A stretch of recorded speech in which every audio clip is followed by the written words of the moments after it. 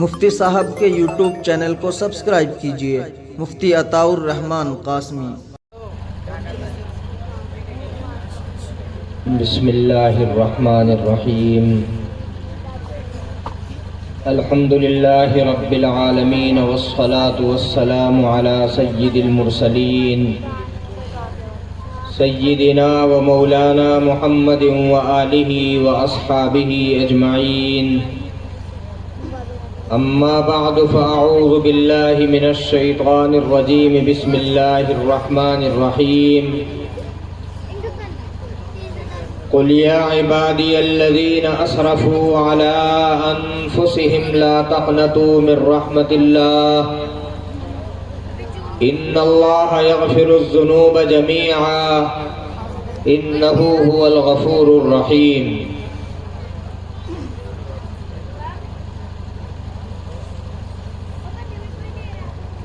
حضرات علماء کرام، قرب و جوار سے آئے ہوئے مہمانان، محترم سامعین، عشاء کے بعد سے یہ خوبصورت اجلاس چل رہا ہے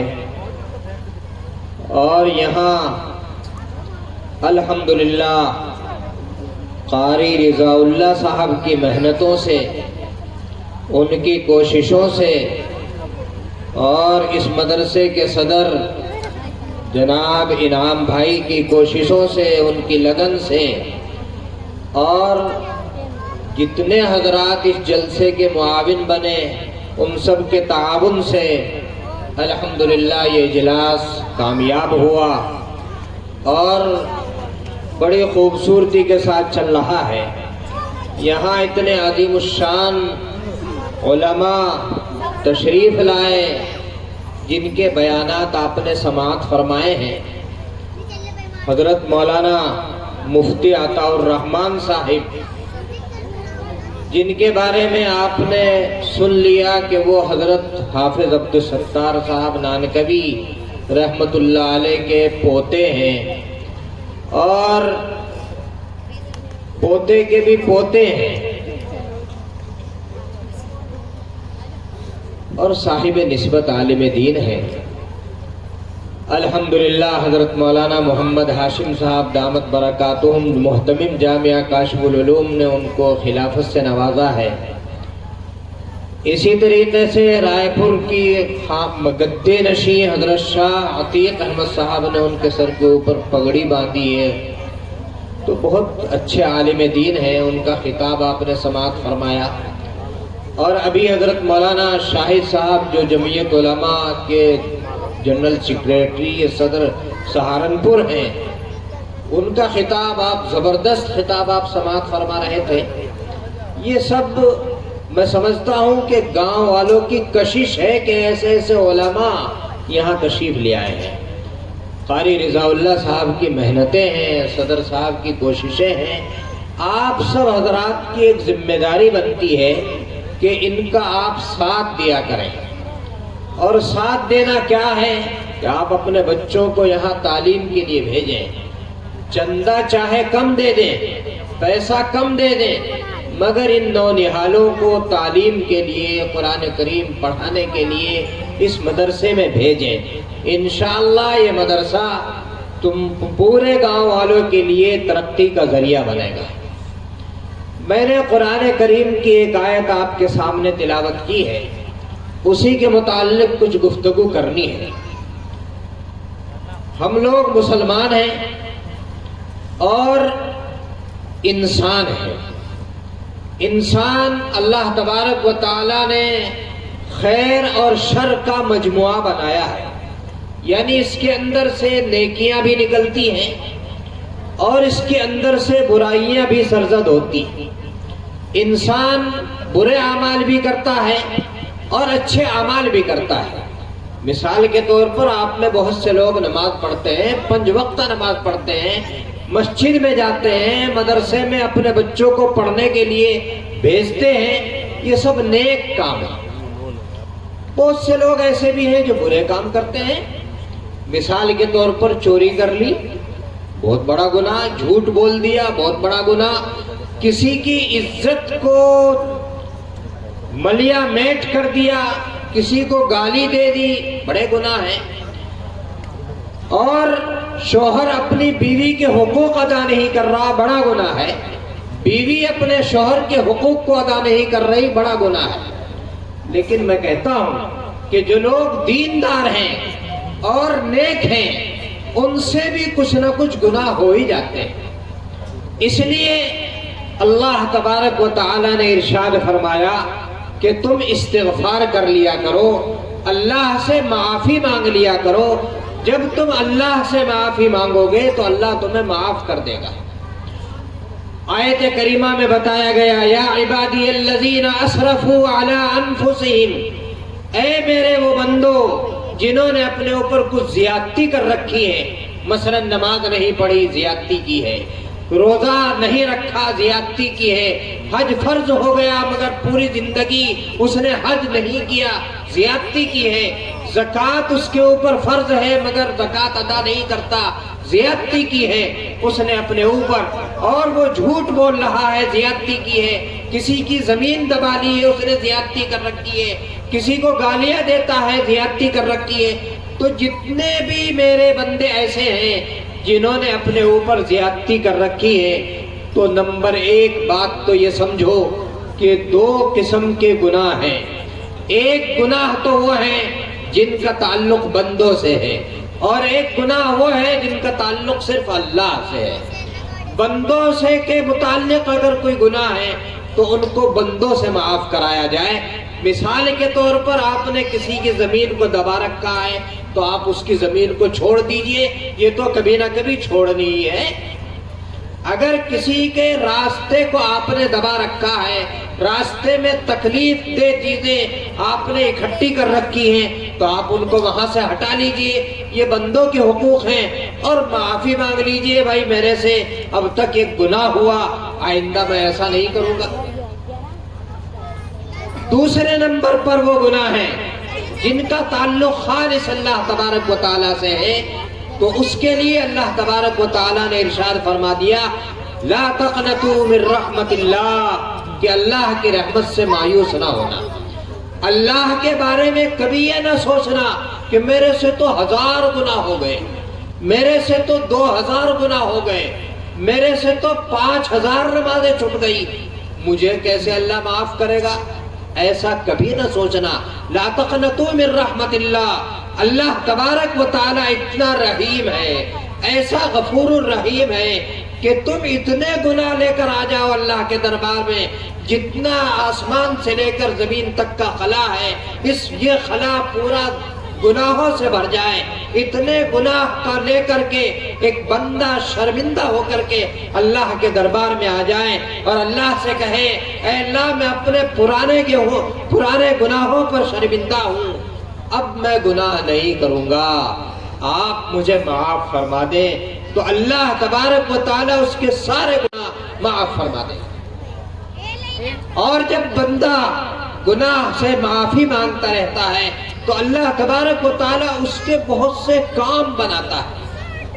حضرت حسن بصری رحمت اللہ علیہ ایک بہت اونچے بزرگ گزرے ہیں، ولی آدمی تھے، ان کے پاس ایک پریشان آدمی آیا اور اس نے آ کر کہا، حضرت دعا کر دیجئے یا کوئی تعویذ دے دیجئے، کوئی عمل مجھے بتلا دیجئے کہ جس سے میرا مال کچھ بڑھ جائے، میرا مال بڑھ جائے۔ تو حضرت حسن بصری نے فرمایا، استغفار کرو، استغفر اللہ استغفر اللہ استغفر اللہ، یا اللہ میں اپنے گناہوں سے معافی مانگتا ہوں، یا اللہ میں اپنے گناہوں سے معافی مانگتا ہوں۔ 100 مرتبہ صبح کہو، 100 مرتبہ شام کہو، استغفر اللہ کہو، مال بڑھ جائے گا۔ ایک اور آدمی آیا اور حضرت حسن بصری کی خدمت میں انہوں نے آ کر کے عرض کیا، حضرت بہت پریشان ہوں، گھر والی کے بہت علاج کرا لیے، کوئی بچہ نہیں ہو رہا ہے، اولاد نہیں ہے، یا اگر اولاد ہے تو اولاد نافرمان ہے۔ اس کو بھی حضرت حسن بصری نے فرمایا، استغفار پڑھو، اللہ سے معافی مانگو، گناہوں کی معافی مانگو۔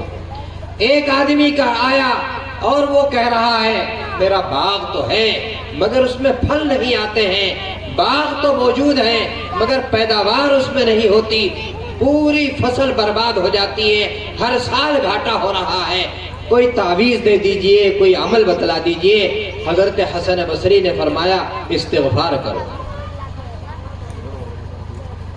ایک آدمی آیا کہنے لگا بہت قحط سالی ہے، کھیتیاں کھڑی ہوئی سوکھ گئی ہیں، بارش نہیں ہو رہی ہے، پانی کا کہیں انتظام نہیں ہے، نہریں جاری نہیں ہو رہی ہے، پانی کہاں سے آئے، کچھ ایسا عمل بتا دیجئے جس سے پانی آ جائے۔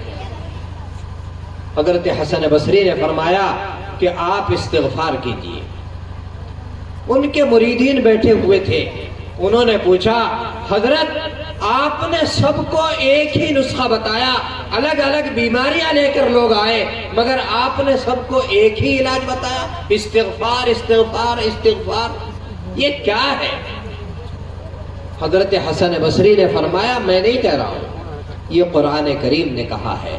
قرآن کریم نے حکم دیا استغفروا ربکم، اپنے رب سے استغفار کرو، اپنے رب سے معافی مانگتے رہو، ہر گناہ کی معافی مانگو، ہر گناہ کی معافی مانگو، چھوٹے گناہ کی بھی معافی مانگو، بڑے گناہ کی بھی معافی مانگو۔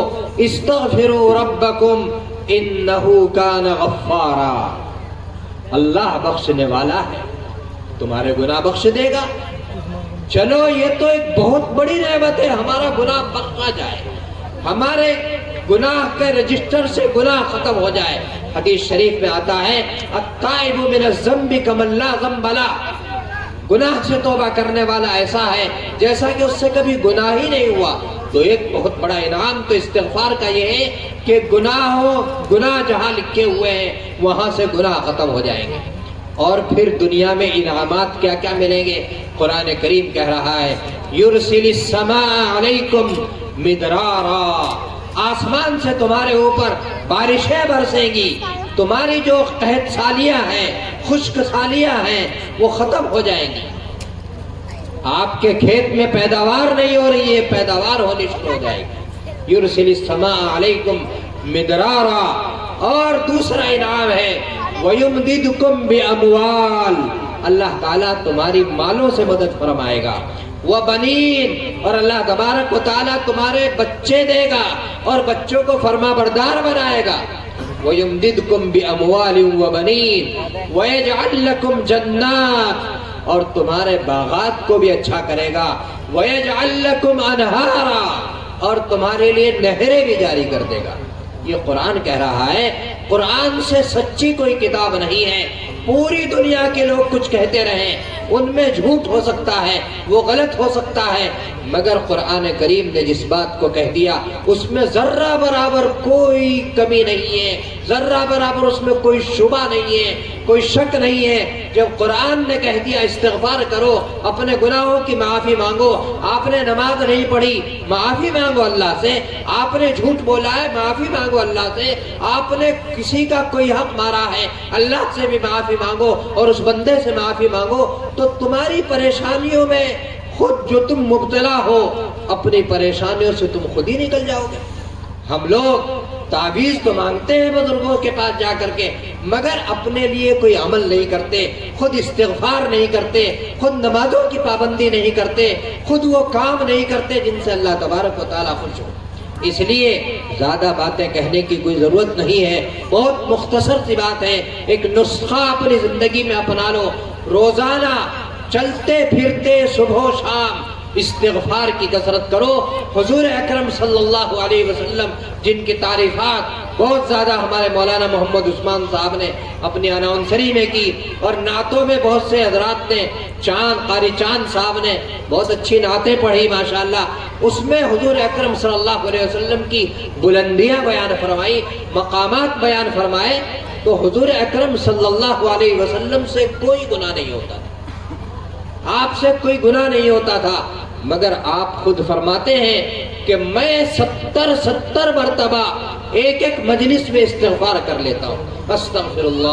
استغفر اللہ. یہ کلمہ بہت آسان ہے. استغفر اللہ اتنا تو کہہ ہی سکتے ہو. بس دل میں یہ بات رہنی چاہیے اے اللہ میرے گناہ معاف کر دے, میں بہت بڑا گنہگار ہوں. تو پھر دیکھیے کہ اللہ تبارک و تعالیٰ تمہاری زندگی میں کیسے انقلاب لائے گا. اللہ تبارک و تعالیٰ ہمیں صحیح عمل کرنے کی توفیق عطا فرمائے, ہمارے سب گناہوں کو معاف فرمائے اور نیکیاں کرنے کی توفیق عطا فرمائے. آمین. وآخر دعوانا ان الحمدللہ رب العالمین.